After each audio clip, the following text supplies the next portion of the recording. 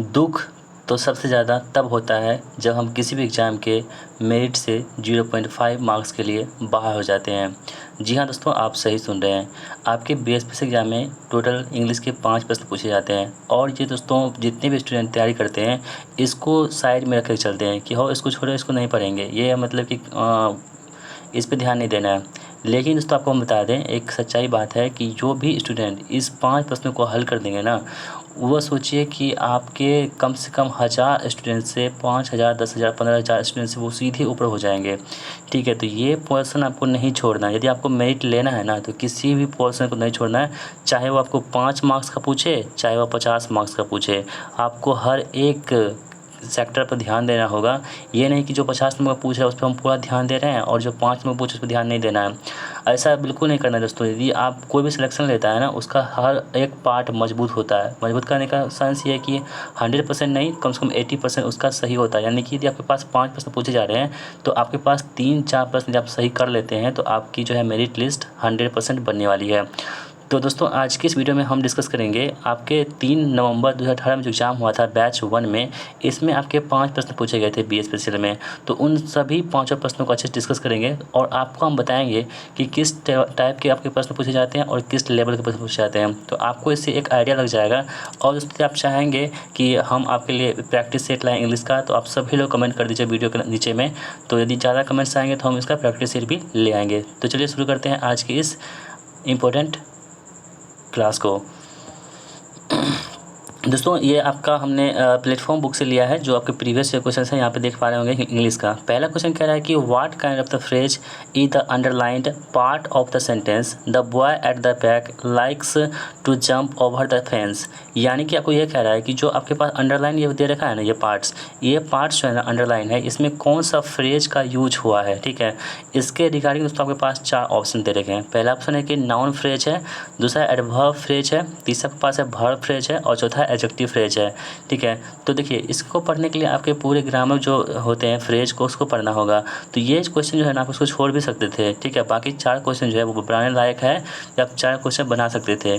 ठीक है, यहाँ पर कह रहा है कि व्हाट काइंड ऑफ फ्रेज, तो कौन से मतलब कि फ्रेज का प्रकार है। क्या कह रहा है question, the boy at the back likes to jump over the fence. ठीक है दोस्तों, इसका मतलब होता है कि एट द बैक मतलब होता है कि पीछे, क्या होता है, पीछे होता है। यानी कि हम किसी चीज़ के पीछे होते हैं ना, उसे हम क्या बोलते हैं, एट द बैक बोलते हैं। ठीक है, तो देखिए इसमें जो ये प्रयोग हुआ है ना, यहाँ पे एडवर्ब फ्रेजेस का प्रयोग हुआ है। ठीक है, ऑप्शन में बी जो यहाँ पे इस प्रश्न का बिल्कुल सही जवाब हो गया है। ठीक है, देखिए एडवर्ब फ्रेज मतलब क्लॉज या फ्रेज बोल सकते हैं। ये क्या होता है कि a phrase that can be used for adding more information about place, time, manner, cause और degree to a verb and adjective, a phrase और another adverb is called an adverb clause. तो इसे भी आप याद रखेंगे। यहाँ पे ऑप्शन में बी हमारे प्रश्न का बिल्कुल सही जवाब हो जाएगा। ठीक है, देखिए दूसरा प्रश्न आपको किसके में पूछा गया था कि identify the synonyms of the words great. ठीक है दोस्तों, सिनोनिम्स मतलब क्या होता है कि पर्यायवाची शब्द। हिंदी में आप इसे पर्यायवाची शब्द बोल सकते हैं और इंग्लिश में आप सिनोनिम्स बोलते हैं। देखिए सिनोनिम्स मतलब होता है कि समानार्थी शब्द, यानी कि जो शब्द देखें ग्रेट, इसी का सेम अर्थ जो है ना,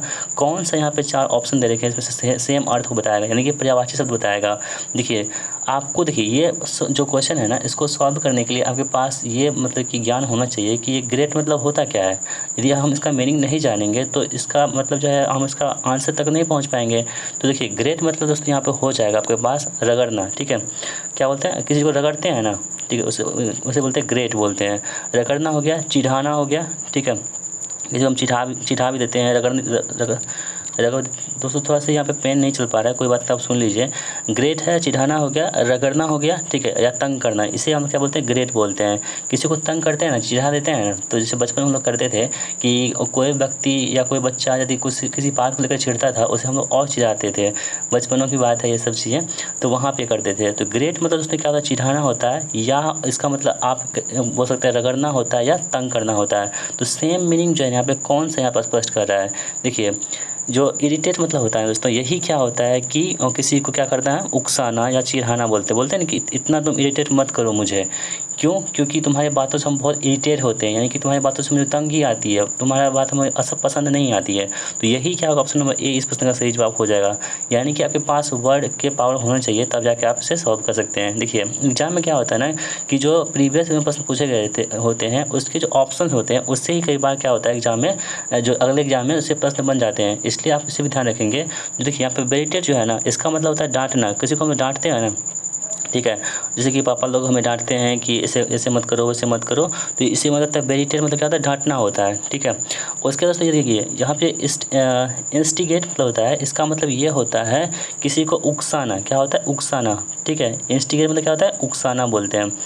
ठीक है, उसके बाद देखिए प्रोस्टेट मतलब क्या होता है, इसका मतलब होता है कि औंधे मुँह या सबस्टांग बोलते हैं कि औंधे मुँह वो गिर गया। तो यही आप इसे ध्यान रखेंगे। तो यहाँ पे ऑप्शन नंबर ए यहाँ पे इरिटेट जो है इस प्रश्न का बिल्कुल सही जवाब हो जाएगा। अगला क्वेश्चन आपसे पूछा गया था कि identify the part of the sentence that has an error, यानी कि आपके पास जो है ना एक सेंटेंस दे रखे हैं, इसमें कौन से पार्ट में एरर है आपको वो ढूंढना है, यानी कि गलतियाँ किस पार्ट में दे रखी है आपको वो ढूंढना है।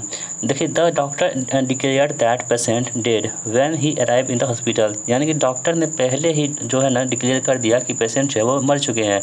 कब? जब he arrive in the hospital, जब वो हॉस्पिटल पहुँचा। ठीक है, देखिए ये सेंटेंस दोस्तों आपके पास टेंस का है, और टेंस में आप दोस्तों को क्या करना होगा। देखिए यदि आपको कुछ भी पता नहीं रहता है ना, तो आप इतना सोचिए यदि कोई सेंटेंस है, यदि उसका शुरुआत का जो पार्ट है यदि किसी टेंस में है, तो इसका मतलब ये हुआ कि वो पूरे सेंटेंस जो होगा वो उसी टेंस में होगा। जैसे कि द डॉक्टर डिक्लेयर्ड, इसका मतलब दोस्तों यहाँ पे होगा डिक्लेयर मतलब क्या होता है, V2 या V3 लगा हुआ है, V2। यानी दोस्तों ये जो है ना पहला पार्ट है आपके पास्ट इंडेफिनिट का है, और पास्ट इंडेफिनिट जो होता है उसका जो मतलब स्ट्रक्चर क्या होता है, सब्जेक्ट प्लस क्या होता है, V2 होता है। ठीक है, ये क्या होता है, पास्ट इंडेफिनिट का स्ट्रक्चर होता है। यानी कि जो पहला पार्ट हमारा है वो पास्ट इंडेफिनिट का है। इसका मतलब ये हुआ दोस्तों कि दूसरा पार्ट भी क्या हो हमारा पास्ट इंडेफिनिट का ही होना चाहिए। ठीक है, तो the doctor declare the patient dead when he arrived, यहाँ पे नहीं दोस्तों, यहाँ पे क्या होगा आप इसे ऐसे समझ सकते हैं कि व्हेन ही अराइव्ड, यहाँ पे अराइव है ना, इसे क्या लिखेंगे, अराइव्ड लिख देंगे। ठीक है, ARIVED अराइव, यानी कि इसको हम क्या करेंगे, मतलब कि पास्ट टेंस में लेके चले जाएंगे, तब जाकर हमारा सेंटेंस सही हो जाता है। तो यहाँ पे अराइव जो है ये गलत दे रखा है, तो देख लीजिए कहाँ ऑप्शन है, तो देख लीजिए द डॉक्टर, हाँ अराइव, ऑप्शन नंबर सी यहाँ पे इस प्रश्न का सही जवाब हो जाएगा। क्योंकि यहाँ पे यदि अराइव्ड रहता है ना तो ये सही होता, हमको क्या करना था, जो गलत है उसको चूज़ करना था, ये इसलिए ऑप्शन नंबर सी जो है यहाँ पे वो गलत है। तो आई होप दोस्तों आपने भी इस प्रश्न को बिल्कुल समझ लिया होगा। बढ़ते हैं हम अगले सवाल की ओर।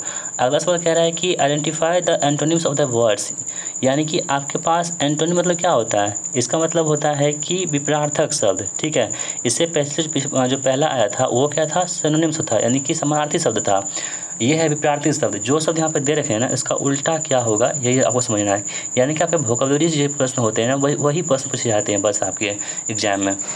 देखिए आइडेंटिफाई द एंटोनिम्स, देखिए सबसे पहले आपको ये ब्रुस्क्यू है ना, इसका मतलब क्या होता है आपको बता दें। इसका मतलब होता है कि अशिष्ट या रूखा, बोलते हैं ना कि आज रूखा रखा मौसम लग रहा है, या इस टाइप से बोलते हैं, रूखा बोलते हैं ब्रुस्क्यू मतलब। तो दोस्तों यहाँ पे जो हो जाएगा इसका आंसर वो हो जाएगा सिविल, यानी कि इसका उल्टा क्या होगा, जो सभ्य व्यक्ति हैं।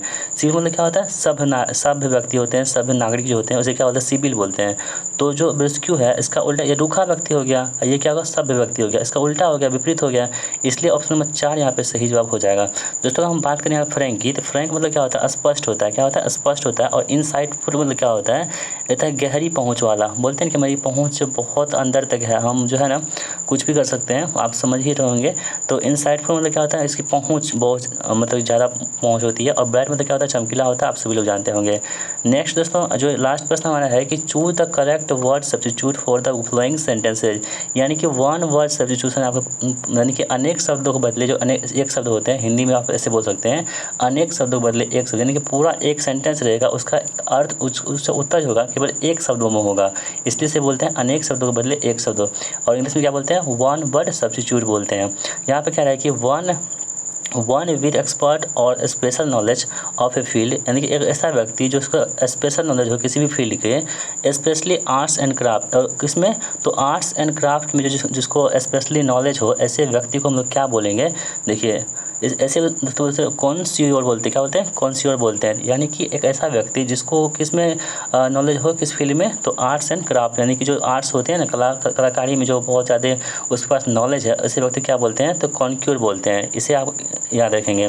दोस्तों हम बात कर रहे थे कि एमेच्योर मतलब क्या होता है। इसका मतलब है कि ये शौकीन व्यक्ति होते हैं, शौकिया व्यक्ति होते हैं। जैसे कि आप ऐसे बोल सकते हैं कि a person who takes part in a sport और एन एक्टिविटी फॉर प्लेजर, यानी कि जो मतलब कि प्लेजर मतलब क्या होता है कि कोई सुख के लिए, या कोई शौकिया व्यक्ति होते हैं, किसी भी चीज़ को करने के बाद जो शौकीन होते हैं उसे प्लेजर बोलते हैं। आर्टिस्ट मतलब तो क्या होता है, कलाकार होता है। और डेवलपर मतलब क्या होता है, डेवलपर हम बात करें अगर, तो दोस्तों डेवलप मतलब है कि one who engage in A activity without serious intention, उसे बोलते हैं शौकीन। यानी कि ऐसे व्यक्ति जो मतलब कि ऐसे ही कोई काम कर लेता है शौक के लिए, लेकिन सीरियस नहीं होता है, तो ऐसे व्यक्ति क्या बोलते हैं, डेवलपर बोलते हैं। तो दोस्तों यहाँ पे आप देख पा रहे होंगे कि 5 प्रश्न पूछे गए थे, और 5 प्रश्न जो थे ना, इसमें आपको 4 प्रश्न आप सही कर सकते थे, ठीक है। यानी कि आपके पास 4 में से 5 क्वेश्चन या 3 या 4 क्वेश्चन आप बना सकते थे। तो हम आपसे यही कह रहे हैं दोस्तों कि आप जो इंग्लिश को भी आप मत छोड़िए, ठीक है। यदि आपको सच में मेरिट लिस्ट में अपना नाम देखना है, तो किसी भी पार्ट को आपको नहीं छोड़ना है, क्योंकि एक एक बूंद से ही क्या होती है, घड़ा बढ़ती है, और आप जो है सिलेक्शन लेंगे। तो आई होप दोस्तों आपको ये हमारा वीडियो बहुत पसंद आई होगी। दोस्तों अगर आपको हमारी वीडियो पसंद आती है, वीडियो को लाइक कर दीजिएगा, और इस वीडियो को अपने दोस्तों में शेयर कर दीजिएगा। और यदि आपको प्रैक्टिस सेट करनी है इंग्लिश की, तो आप सभी लोग हमें कमेंट बॉक्स में नीचे ज़रूर लिखिएगा। तो चलिए मिलते हैं नेक्स्ट वीडियो में, तब तक के लिए जय हिंद, वंदे मातरम।